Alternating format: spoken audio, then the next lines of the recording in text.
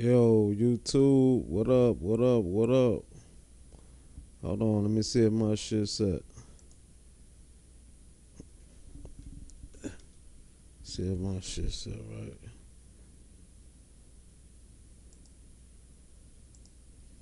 You know, I always gotta check before I. Nope. Alright. We back.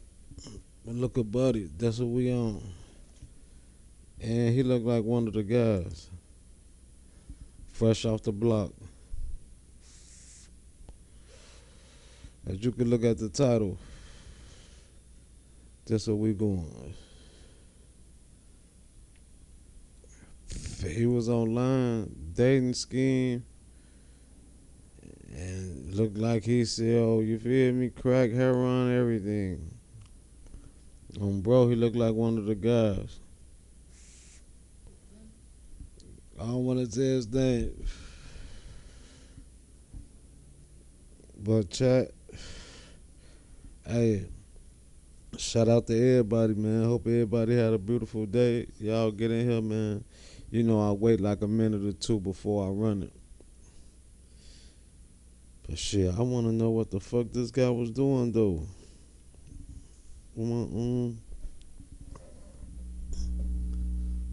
Okay, 79. I want to know what the fuck this guy was doing.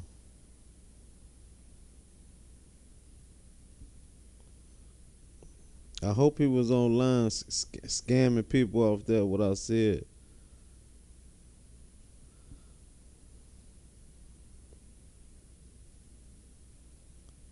You know, shit get crazy, yeah.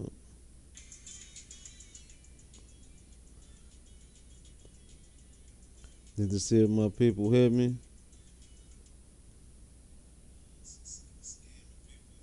Yep. Y'all get in here.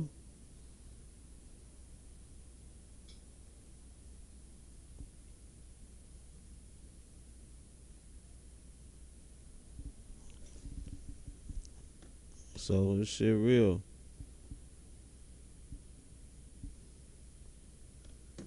I sure want to know what the fuck my boy was doing online.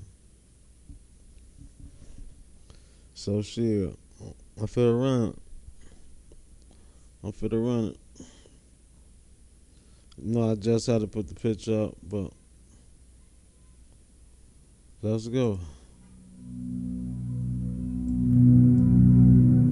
Dr. Graham Hill is a criminologist and former senior investigating officer with the Surrey Police. During his career, Graham worked to solve some of the UK's most high-profile and infamous crimes, including the murder of Millie Dowler and the London night stalker Delroy Grant. Someone has to be in charge. Someone has to bring the investigation towards its ultimate conclusion. Graham, who specialises in child abduction and murder, assisted the Portuguese police in the investigation into the disappearance of Madeleine McCann. In this series, he's using his own insider knowledge and expertise to unpack the investigation from the inside out. The public only ever sees the tip of the iceberg. I want to tell the full story and reveal how detectives brought a series of elusive killers to justice.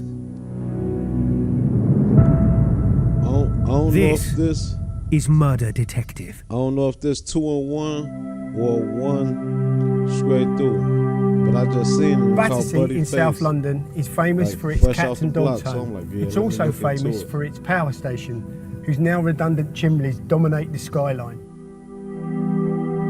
Battersea about 5 or 10 years ago was not as affluent as it is today.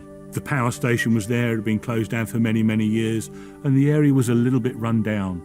Now, however, it's been gentrified, it's upmarket, property is hugely expensive, and it's a nice and desirable place to live. Well, the whole of Battersea now is really a really proper cosmopolitan area. I know they say it about London generally, but certainly Battersea, because it's right over the river from Chelsea, a lot of people prefer to live in Battersea because it's less crowded than most other places.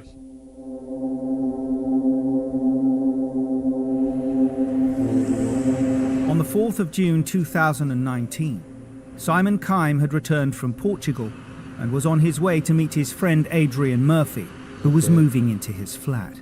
Adrian Murphy. Remember that name? He entered his flat and found Adrian there on a bed in the spare room, and it was quite clear to him that he was dead.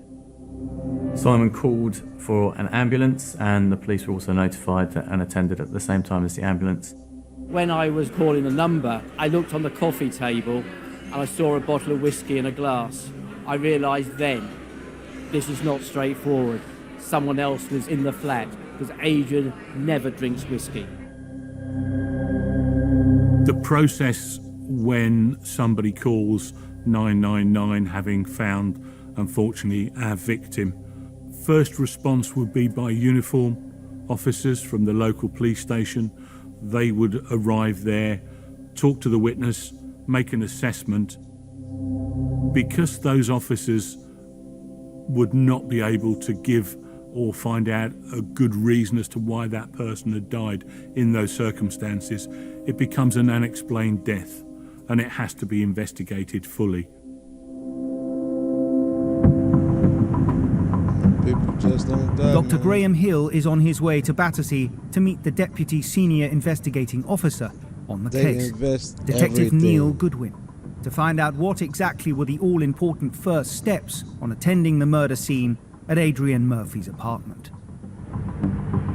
Initially, the cause of Adrian's death was unknown, but the police became suspicious when they found that his credit card and laptop had been stolen from the flat.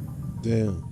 Yeah, this got to be a 2-on-1. Simon was able to tell the police that there were a number of items that he felt were missing, items of Adrian's possession that he would always be with. Most significantly, I'd say he found that Adrian's mobile phone was in the toilet, and it appeared to be weighted down by like a can of Coke. Neil, here we are outside the flats where Adrian's body was found. Can you tell us what happened in the first 24 hours of the investigation? First 24 hours, we know that Simon called the ambulance, and as a matter of procedure from the ambulance service, they put this onto the police, and police would have dispatched some uniform officers to attend with the ambulance. So the uniform officers call in local CID. Local CID lock down the scene and call in scenes of crime.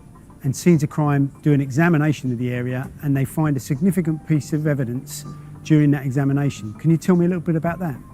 They found the mobile phone down the toilet with the Coke can on top of it, which is weighing it down. So they found that and they took that away. And that's because the water could damage the phone. So that was taken straight away, but the rest of the scene was shut down for now, pending the results from the special post-mortem. The local CID would have come down to the area, come down to the scene, made further inquiries from there. To understand more about Adrian's death, police needed to build up a profile of him, which meant talking to those closest to him. First and foremost, members of his bereaved family. Adrian was born the youngest of 9 children. We're from a very small house in Kilkenny. With the amount of children in it and parents' space was kind of limited, so everybody was in everyone else's business. But Adrian got the most space because he was into dancing. And he was into Irish dancing, which he did day and night, from when he got up in the morning till when he went to bed at night. Oh man, it's one of those. So he got caught.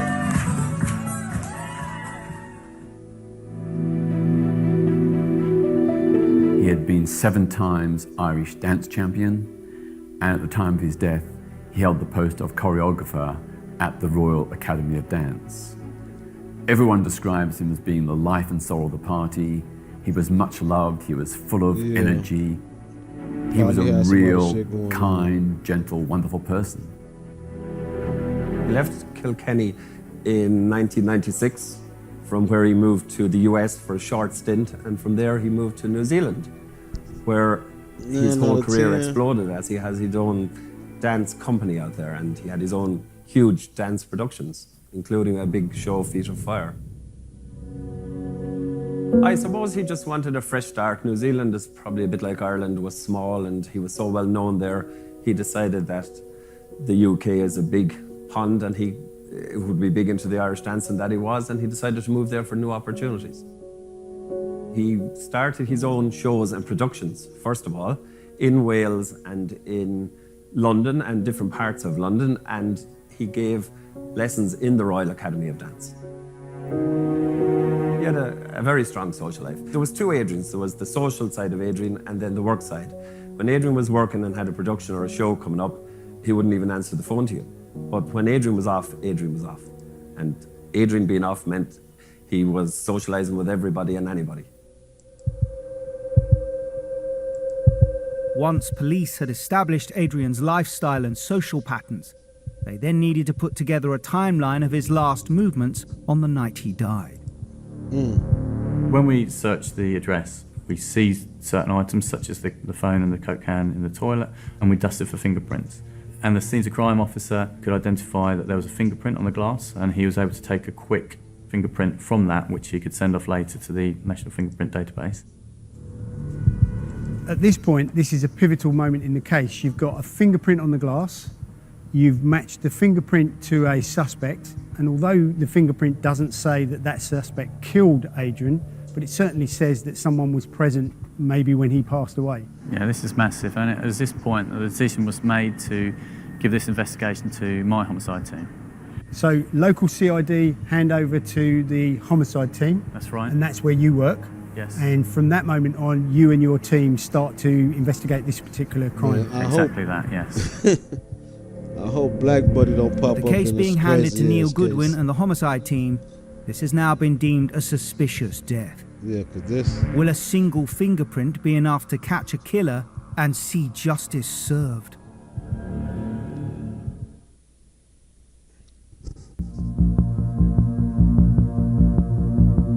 What y'all think? What y'all think? What y'all June think? 2019. Police in South London were beginning an investigation into the suspicious death of Irish choreographer and dancer Adrian Murphy.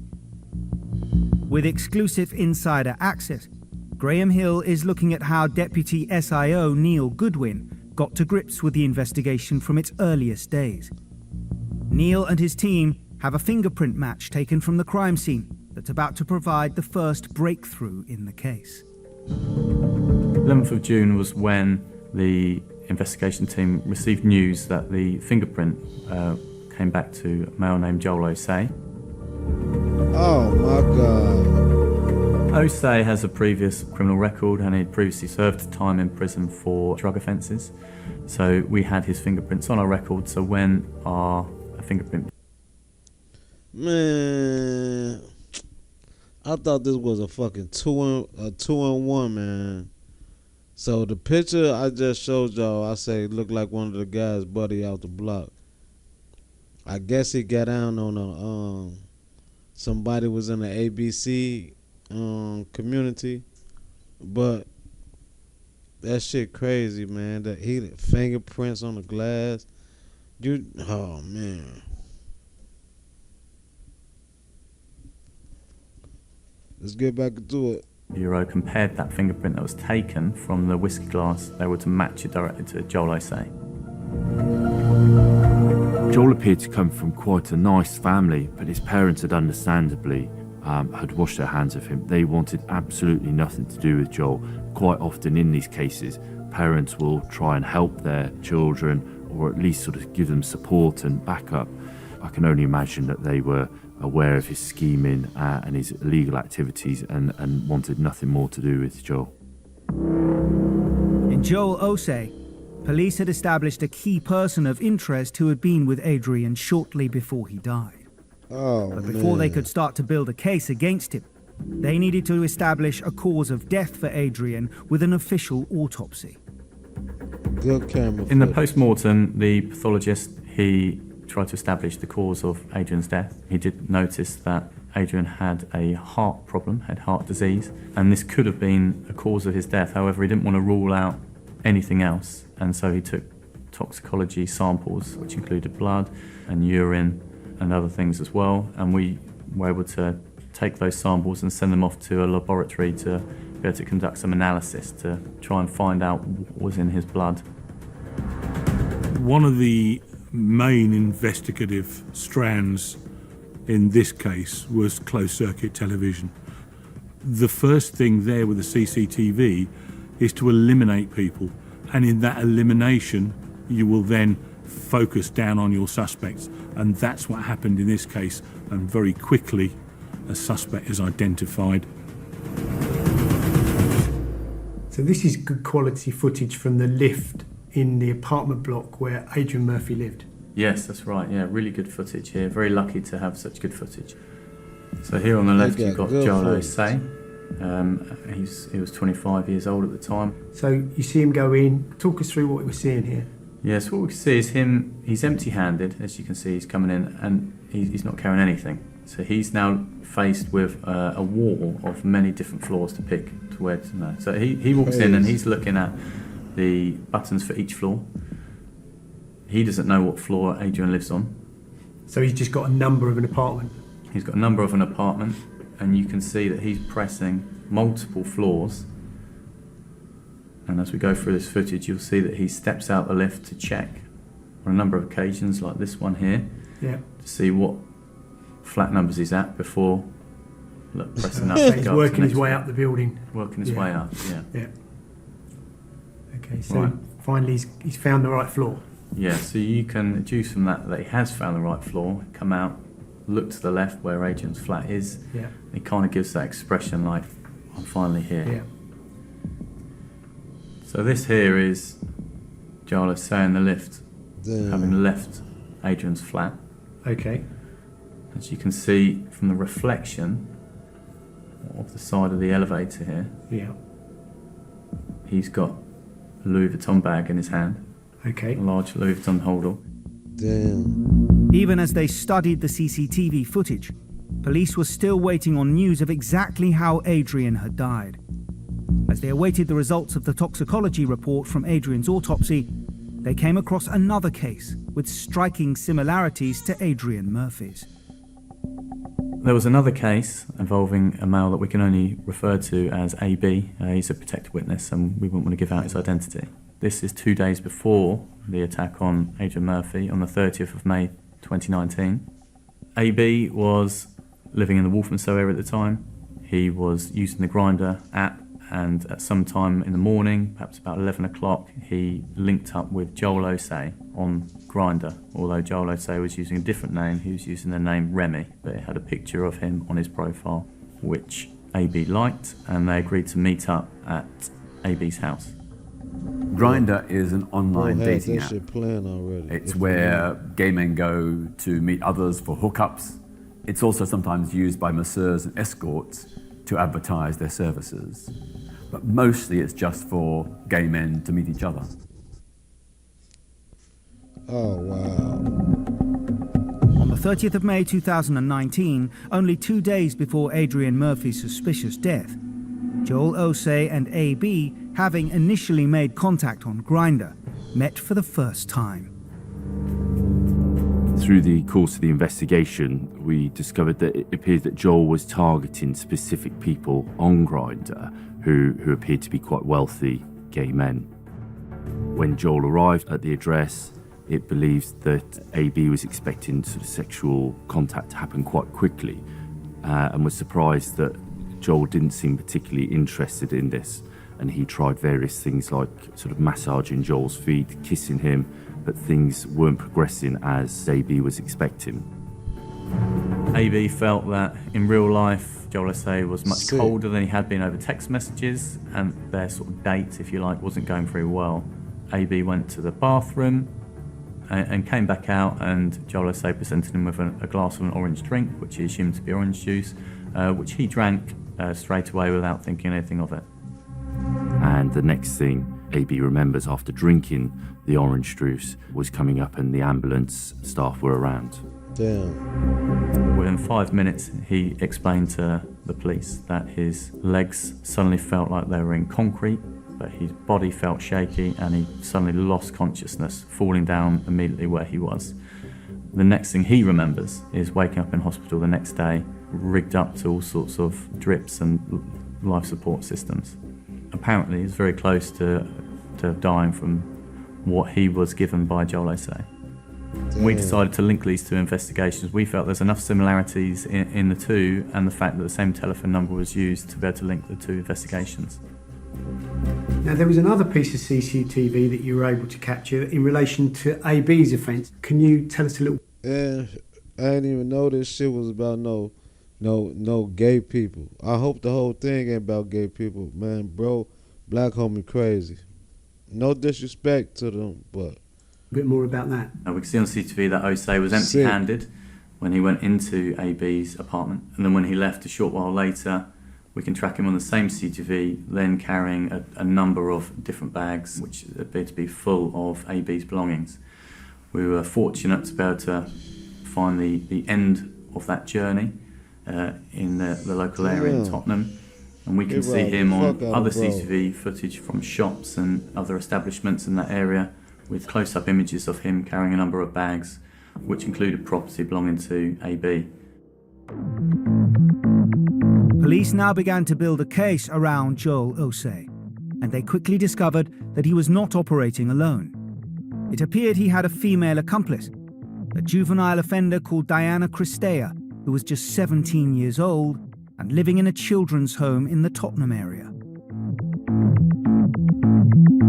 Joel and Diana met on a train a couple of years previously to this incident happening. Diana was sort of around the age of 16, just turning 16, so she was very young. And Joel was in his 20s, several years older than her. Diana, clearly a vulnerable young lady, and was in and out of care. She had quite a tricky family upbringing and was clearly a sort of a troubled young lady. Crucially, police were able to establish that at the time of Osei's attack on AB on the 30th of May, Diana Christea was close by. We can also see that Diana Christea was in the area at the same time, and we can only conclude from that and the phone data that we were able to analyse that they eventually met up. And a little while later we could show them together in that area, purchasing items using AB's cards. It was at this point that Neil and his team made their move. Not only did they feel that they had identified their two prime suspects, but it was also crucial to keep the local community safe from the two potential predators. We first arrested Diana Christea, and she was arrested for murder of Adrian Murphy. The hunt for Joel Osei continued into the early hours of the morning, and we eventually caught him in the early hours of the 12th of June. Both suspects answered all questions, no comment. They were both interviewed twice, and to everything it was no comment. But the police had a major problem. Bringing in the two suspects was a swift success for Neil and his homicide team, but retaining them in police custody was another matter. At that stage, we didn't have enough to charge either of them, certainly with the murder of Adrian Murphy. Maybe we could have had a theft offence that we could have charged for, but effectively we didn't have enough, and we needed to continue our investigation to be able to build a bigger evidential picture on both of them. So both parties were released on bail. If you have a person that you suspect of an offence but you don't have the evidence to charge them at that point, they can be granted police bail, and you can attach conditions to it. Generally what will happen with that, the custody sergeant may impose a condition of bail that they live at certain premises, that they report to police at intervals, for instance, but that doesn't mean that that person is under 24-hour surveillance. If they want to disappear, they're going to disappear. A massive concern was that they could just run, and we tried to put steps in place to prevent this from happening. But also there's the real prospect that they could carry on doing what they're doing and do this to other people. And this was something we were desperately worried about, but we were not able to progress this as quickly as possible because of our reliance on getting back the toxicology results. That shit, them results are motherfuckers. Without conclusive toxicology evidence, Neil and his homicide team turned their attention to Joel Osei and Diana Christea's last known movements in the hours leading up to victim Adrian Murphy's death. And they were about to get a breakthrough.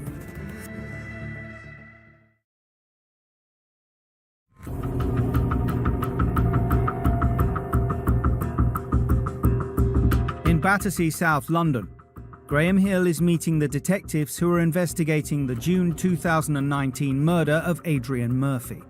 a professional dancer and choreographer who died in mysterious circumstances after an evening with a man he'd met through the gay dating app Grindr. After arresting and questioning the man Murphy had met that evening, Joel Osei and his 17-year-old alleged accomplice, Diana Cristea, police officers were forced to release them on bail due to lack of evidence. Wow. In my experience, there are some really key risky decisions that have to be made during an investigation of this type. And I think one of the decisions that struck me was that after the arrest of Osei and Cristea, they looked at the evidence. They asked CPS whether there was enough evidence for them to charge them as a holding charge for theft. And actually, the CPS said no. So they were forced to release both people. What that meant is that they were potentially letting two people that they thought may have killed someone back onto the streets. Now, that's a risky decision because those people could abscond and never be seen again, or they could go and commit another serious crime. And that could be really difficult to explain away if they'd have gone and done this to someone else and that person had died. On tracking Joel Osei's movements in the weeks leading up to the attacks in May and June 2019, they discovered he had had a run-in with the police just days earlier. On that occasion, he had attended a music festival known as the We Are Festival. He was searched by security, found in possession of a knife and a large quantity of white pills. They were subsequently found out to be caffeine pills, so perhaps his purpose were to just skank festival goers. But his mobile phone was seized in that investigation, and we took on that mobile phone and we downloaded that mobile phone. Whilst at that festival, they were concerned with how this was going when he'd been stopped with security, and Joel had relayed this to Diana. And Diana said, "It's not a problem, don't worry, we've got your Grindr finesse," which we believed was the Grindr scam that they were planning with AB and Mr. Murphy, who they'd probably not identified at this point. And Diana uses the phrase "batty boys," which we took to mean gay men that he would meet on Grindr. So we could see their text message conversations back then. The text messages between the two were discussing an idea they had concocted together, which was to finesse people on Grindr. Finesse is a term that we weren't immediately familiar with, but we searched it on open sources and Urban Dictionary alike, and finesse is to rob or to steal from somebody. Hey, man, these people, man. The arrest at the festival the previous week appeared to affect a move by Joel Osei and Diana Cristea into a different criminal direction, that of targeting men with money on online dating platforms. Damn, bro. In his profile had included the words massages given. Adrian loved having massages. As far as I'm concerned, Adrian was the innocent party. He hadn't deliberately put himself in danger. He just wanted a massage, and that's all he wanted to get out of inviting this guy over. Adrian wasn't into sex. He said, "I'd rather go shopping for shoes than have sex." That was always one of his phrases, and I believe it's true. I think one of the striking things about these circumstances is that this is not a crime that was directed against the homosexual and the gay community. This is pure evil. This is just predatory. And they're using the vulnerabilities and the trust that the gay community, the LGBT community have within themselves, that confidence that's grown with the openness that's now here today, unfortunately does create openings for predators. Should be crazy. They worked on the theory that they were targeting a very vulnerable group of people, and that the vulnerability of that group of people would potentially stop them reporting to the police what happened. And I think that was the premise that they built the whole scam around. This killing was not motivated by homophobia. Him and his chick. The motivation was financial gain. Osei and Cristea knew that quite a lot of men who use online dating apps are in the closet. Eyewitnesses saw Diana sell these items from outside her address using quite a small care home, and Diana was regularly going missing and coming to their attention a lot, and so they had a very close eye on Diana. They noticed that, for example, she returned home with quite a large bag and questioned her on that, and her response was, "Oh, it's my boyfriend Joel's, he's moving house today." For her, quite strangely, she was selling them from outside of her address, and this was caught by the staff. Damn. Not only did Joel Osei and Diana Christea sell the items they had stolen, they also used Adrian Murphy's credit card. Foolishly for Joel and Diana, Joel has taken bank cards belonging to AB and Mr. Murphy and has used them in shops, and Diana has also used them in shops. Perhaps this is considered to be a tester to see if they can use the card. Perhaps they were trying a small transaction to be able to see what else they could do with it, because later that day they also purchased hotel rooms in the sort of London area to lay low, but also they purchased some architectural software for a computer valued at $2,995. Damn. And a PayPal account was set up in Adrian's name on one of his cards. And through that PayPal account, they had tried to purchase over $80,000 worth of diamonds from America. The transaction was unsuccessful because of the money laundering procedures that PayPal have adopted. Damn. Detectives were Wipe forming his a clear ass. digital trail of Osei and Christea's reckless behavior. But whilst they had ample evidence linking the pair to the selling of stolen goods, they still needed hard evidence linking them to the method used to incapacitate AB swipe and everything. murder Adrian Murphy. But Neil Goodwin and his team were about to receive a phone call from prime suspect Diana Christea that would prove to be a breakthrough. They had a very up and down relationship, and they had one of their many arguments subsequently following Diana and Joel's arrest. Oh, man. And Diana then makes a phone call to police, and that phone call to police was pivotal in this case. Tell on her. And she doing this shit too. One of them relationships. Shit stupid. Graham Hill is looking into the complex murder case of Dumbass professional criminals. dancer and choreographer Adrian Murphy in Battersea in June 2019. Through painstaking detective work, the investigative team have identified the prime suspect Joel Osei, whom Adrian had met on Grindr, and Osei's 17-year-old accomplice Diana Christea. But though they had clear evidence linking the pair to stolen items from Murphy's flat, they still didn't have enough evidence to charge him with murder. But then detectives got the break they needed. They got a phone call. It was from Christea herself, and in it she explained how Osei had incapacitated his victims with a very specific drug called scopolamine. Damn. Scopolamine She is a called very and told the unusual police. drug in the UK. Nobody on the investigation team had ever heard of scopolamine. It's not something that is tested for in this country and is extremely unusual. And scopolamine in tiny doses is found in some medications, sort of real trace amounts. However, it's not recreationally used because it is so dangerous. Damn. And it is used in countries sort of like Colombia to knock their victims out, whether to rape them or to rob them of their belongings. Scopolamine is a compound that can be manufactured in the lab. It can also be found in nature, in various plants.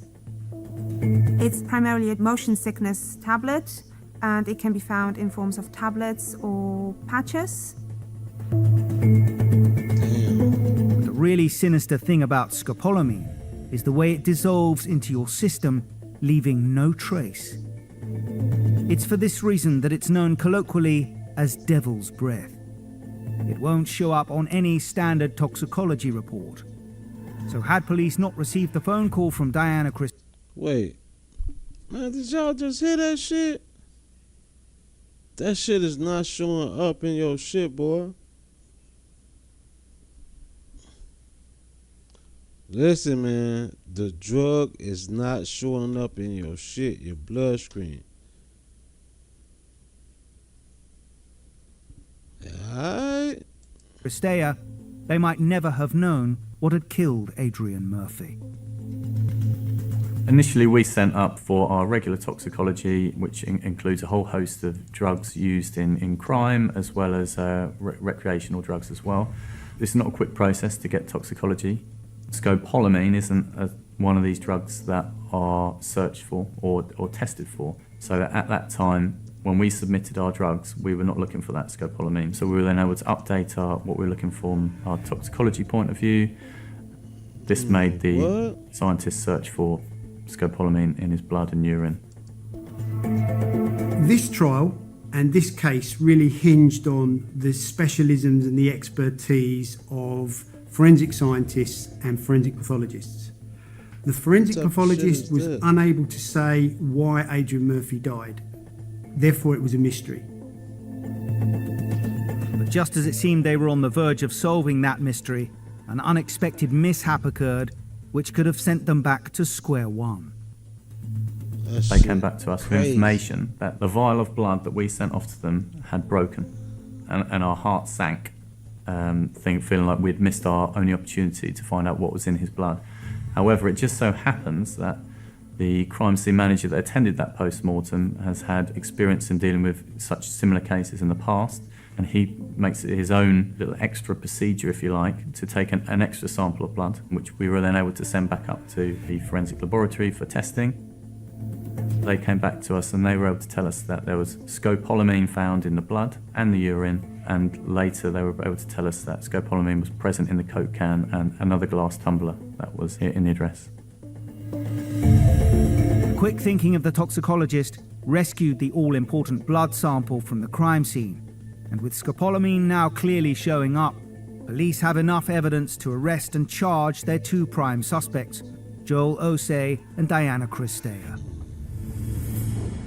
Police then rearrested Diana and Joel.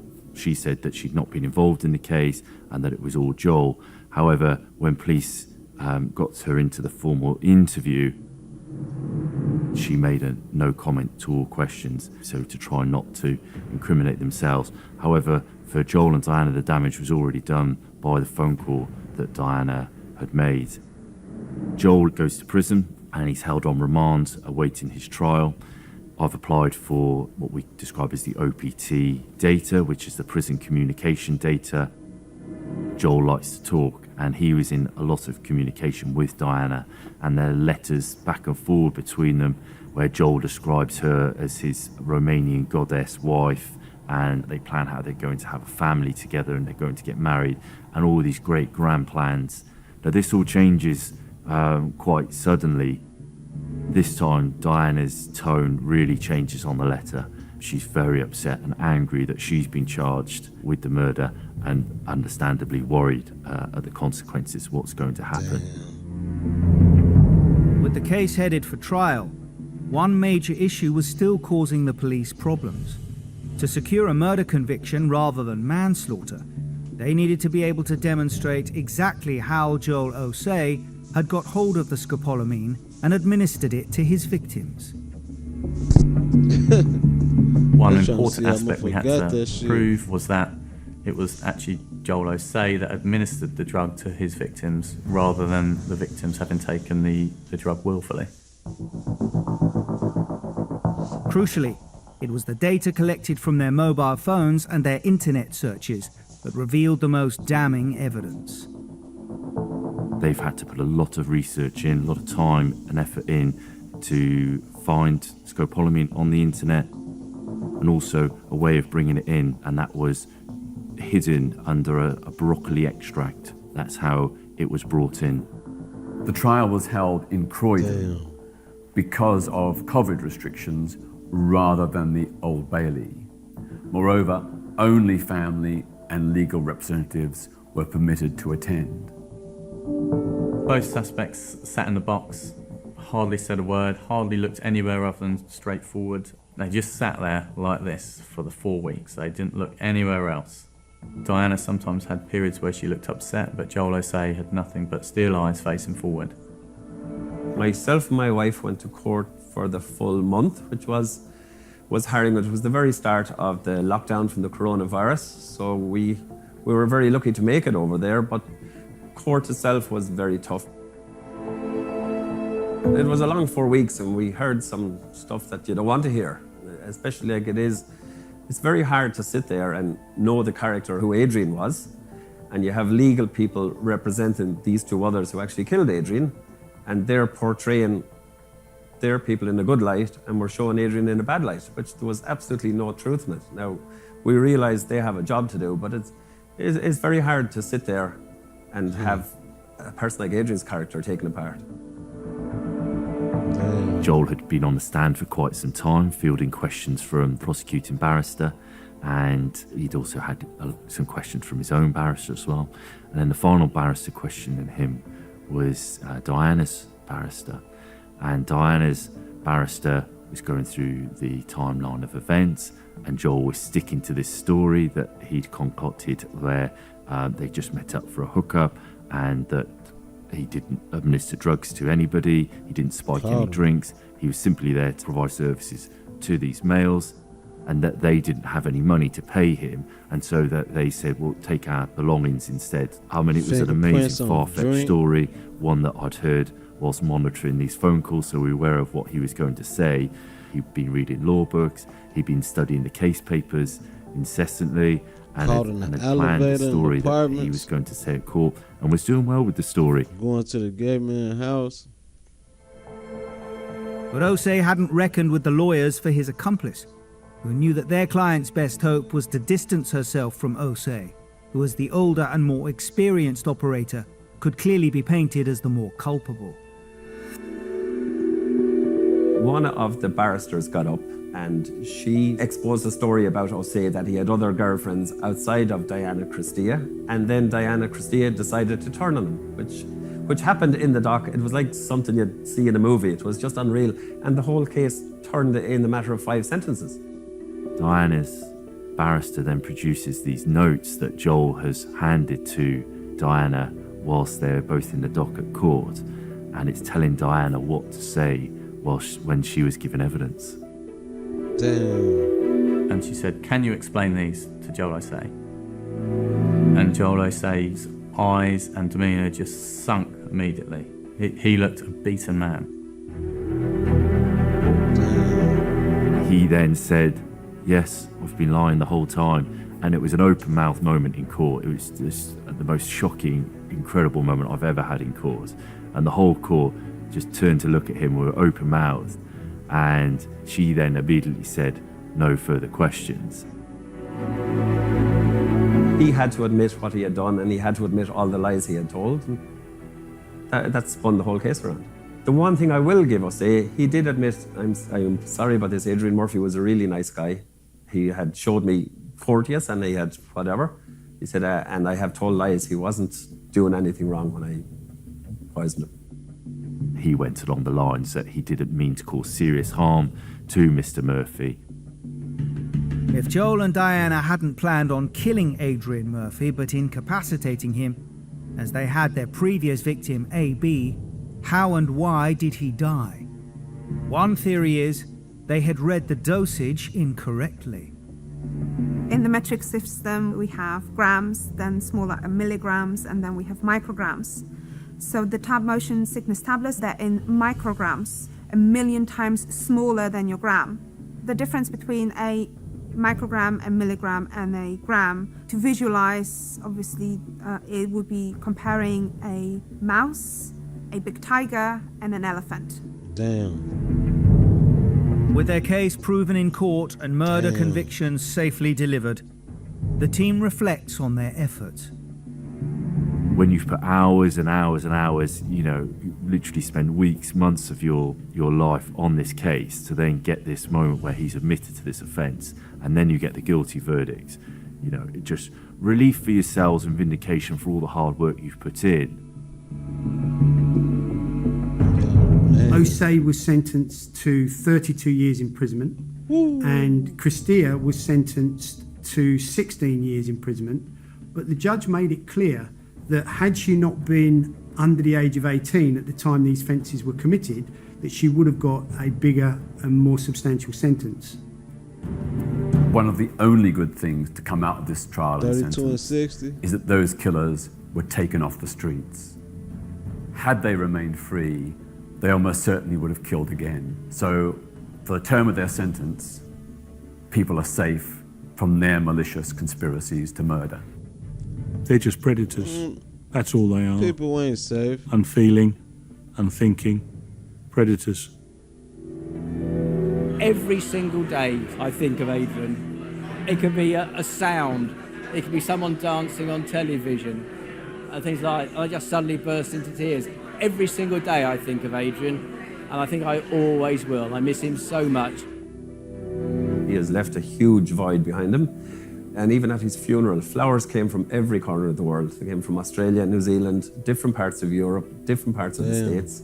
The outpouring of grief was unreal. Even now, on his birthday and on the anniversary of his death at Christmas, we get loads of messages. People just, they can't believe he's gone because he was such a larger-than-life character. When he's not there, you actually know he's not there. So he was brilliant. He was brilliant to my parents. He was brilliant to everybody. He's loved all his nephews and nieces. At every opportunity, Adrian wanted to come back to Kilkenny, back to visit his parents and all his friends. So as much as he was worldly known and worldly travelled, home was where his heart was. And now we're happy that after everything we went through, we have him back with his parents. So you already know. They got down on him.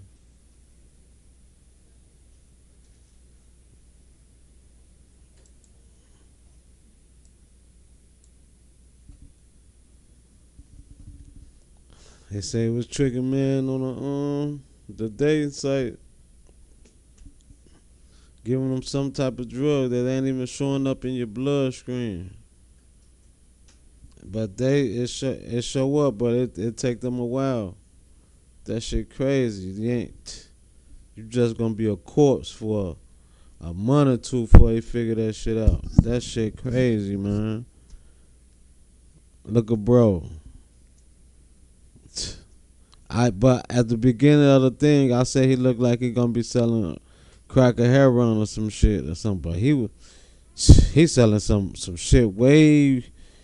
He's selling some shit that's mind blowing. The shit is not showing up in your bloodstream, bro. But you already know, man. It's your boy Mo Money, man. Coming back, man, with some more of these crazy ass stories. I never heard of no shit like this. Never out of my whole 38. Hey, baby. Out of my whole 38, I never heard no shit like this. But you already know, man.